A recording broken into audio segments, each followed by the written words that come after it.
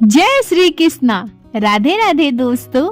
आज मैं जो कथा आप लोगों के साथ शेयर करने वाली हूँ, उस कहानी को सुन के आपका मन भी आनंदित हो जाएगा, इसलिए वीडियो को पूरा अवश्य देखें। आज ऐसे ही मैं लड्डू गोपाल की एक भक्त की कथा आप लोगों के साथ शेयर करने वाली हूँ। भगवान तो भाव के भूखे होते हैं, उन्हें हम बाहरी दिखावे से प्रसन्न नहीं कर सकते। उसके लिए सच्ची श्रद्धा होनी चाहिए। भगवान निश्चल प्रेम भाव से रीझ जाते हैं। लड्डू गोपाल की ऐसे ही भक्त की कहानी अभी मैं आप लोगों को सुनाने वाली हूँ। एक बार एक औरत श्री कृष्ण की परम भक्त थी।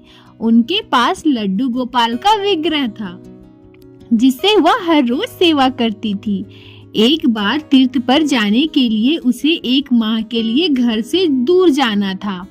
उसने अपनी बहू, जिसकी अभी नई नई शादी हुई थी, उनसे कहा कि मेरे तीर्थ पर जाने के बाद तुम लड्डू गोपाल की सेवा करना।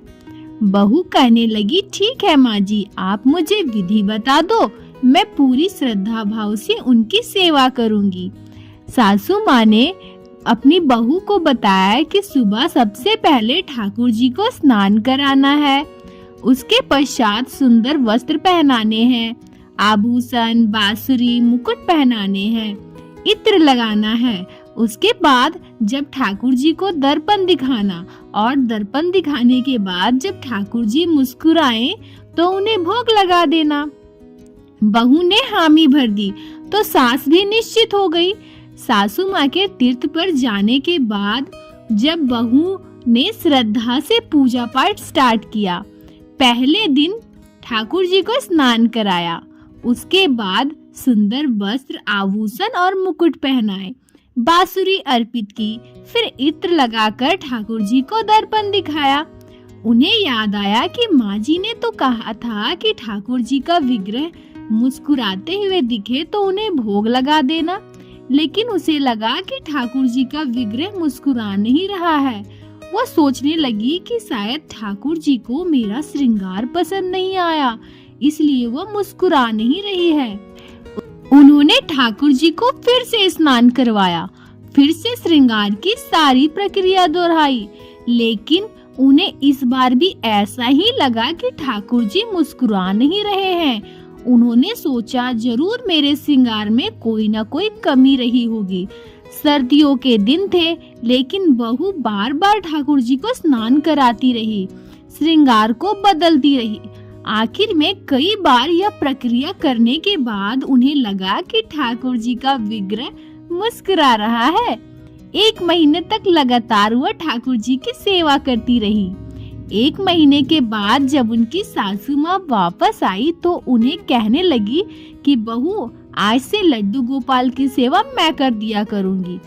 बहू ने कहा, ठीक है माँ जी, जैसा आपको उचित लगे।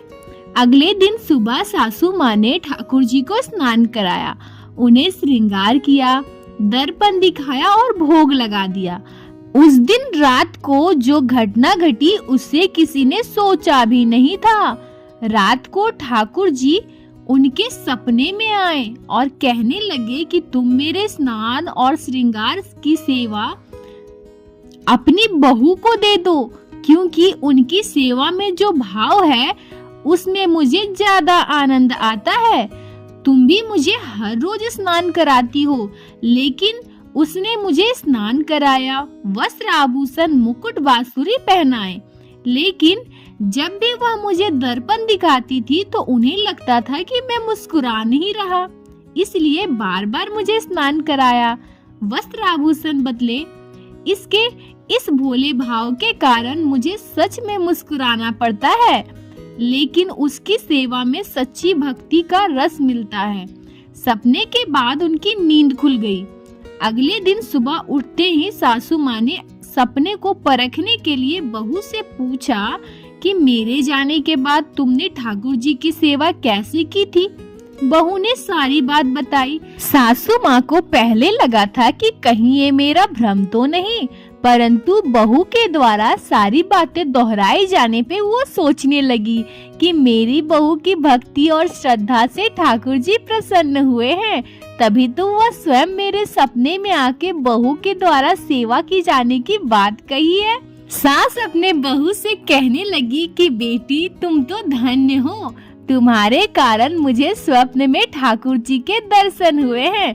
और बहू से वह कहने लगी कि ठाकुर जी चाहते हैं कि उनकी स्नान और श्रृंगार तुम करवाया करो। यह कहते हुए सास ने अपना स्वप्न की बातें बहू को सुनाया।